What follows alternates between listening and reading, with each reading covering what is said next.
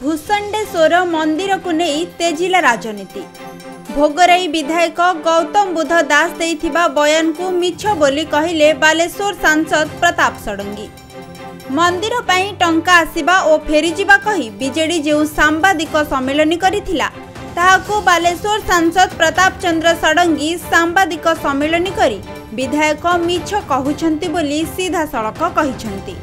विधायक जदि टंका आसीबा ओ फेरिबा प्रमाण करितेबे ताहाले मु राजनीति छाड़ी देबी बोली बालेश्वर सांसद प्रतिक्रिया रे कहिछंती।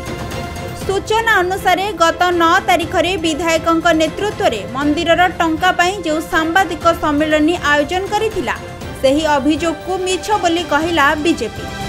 खाली मिछ बोली कहिलानी बरंग मंदिर निर्माण पई आसीथिबा टंकार हिसाब मागिला बीजेपी। पूर्व बीजेडी सरकार बाबा भूषंडेश्वर मंदिर पाई 3 कोटी और उदयपुर गंगा माता मंदिर सौंदर्यकरण पाई कोटिए टंका देबाकू घोषणा करिथिले, किंतु ताहा कागज कलम और भाषण रे ही सीमित रहीगला। किंतु बीजेडी विधायकंक कहिबा अनुसार भूषंडेश्वर मंदिर पाई आसीथिबा टंका को बीजेपी सरकार फेराई दैछंती। विधायक गौतम बुध दास का अभियोग को खंडन करिछि बीजेपी। बीजेपी सांसद प्रताप चंद्र षडंगी कहिछंती जे मंदिर निर्माण पाई सेतबेले सरकार कोनोसी टंका देई नाहंती, तेणु एठी टंका फेरिबार कोनोसी प्रश्न उठु नाही। जदि टंका आसीथिला आउ एबे फेरी गला ताहार प्रमाण बीजेडी विधायक ओ गौतम बुध दास दियंतु। बाबा भूषंडेश्वर ओ गंगा मातांक मंदिर पाई घोषणा हेइथिला, किंतु सेतबेले सरकार कोनोसी अर्थ मंजूर करि नथिले। घृण्य निंदनीय ए आरोप कौन आधार नहीं। मो विधायक को आह्वान करुच्ची से कथा को प्रमाण करूँ। मुझे भी कही आपन गोटे सैंक्शन लेटर देखा, आज भी मुझे सैंक्शन लेटर देखा, गुजरात लेटर देखा, राजनीति छाड़देवी। सी कौन करेंगे न देखे पारे कौन सैंक्शन नहीं। अनाउंस होता किए अनाउंस करता पांड्या अनाउंस करदेला कह बोपा जमींदारी अनाउंस करदे। मु पचार चाहे क्यों आधार अनाउंस होता कौन सी बजेट एलोकेशन अच्छी क्यों आधार करते। आम भूषंडेश्वर उन्नति सर्वांतकरण उद्यम करूँ, किंतु ए विषय मु सारा इंजीनियरिंग डिपार्टमेंट को पचार बुझी एपरी किछि नाही। विधायक जहाँ कहते सत्य नुहे। देखु बाबा भूषंडेश्वर होती आम भोगरायर खाली आराध्य देवता नुहति, सी समग्र विश्वर देवता।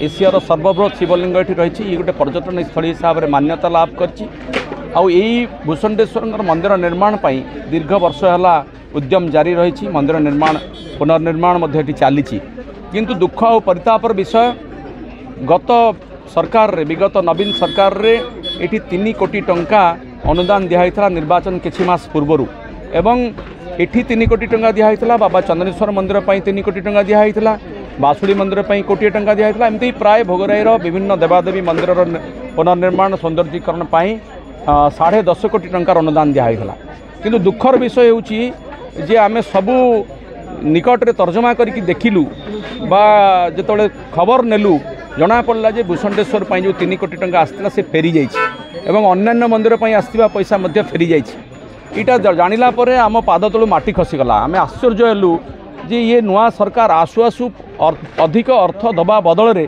केमिति अर्थ फेरई नेले, को कारणरू फेरई नेले से कथा आम जानिबा को चाहूछु।